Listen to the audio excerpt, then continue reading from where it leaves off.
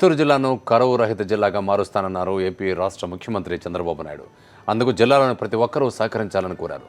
ప్రభుత్వం ప్రతిష్టాత్మకంగా చేపట్టిన నీరు చెట్టు కార్యక్రమాన్ని బి కొత్తకోట మండలం గుమ్మసముద్రం చెరువు వద్ద సీఎం ప్రారంభించారు. ఈ సందర్భంగా ఏర్పాటు చేసిన పైలాన్ను ఆవిష్కరించారు. అనంతరం ప్రజలను ఉద్దేశించి మాట్లాడారు.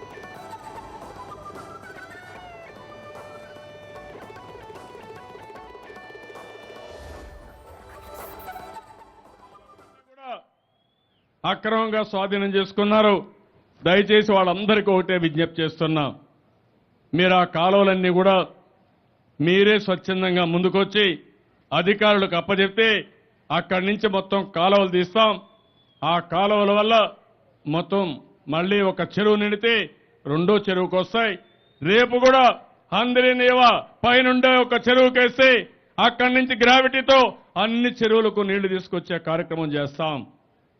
మొత్తం తంబళ్లపల్లి గాని 2-3 సంవత్సరాల్లో జిల్లాలో ప్రతి ఒక్క చెరువుకు కూడా నీళ్లు ఇచ్చే బాధ్యత, జిల్లాలో ఏమాత్రం కరువు అనే మాట లేకుండా పూర్తిగా ఆదుకునే బాధ్యత మనం తీసుకురావాల్సిన అవసరం ఉంది.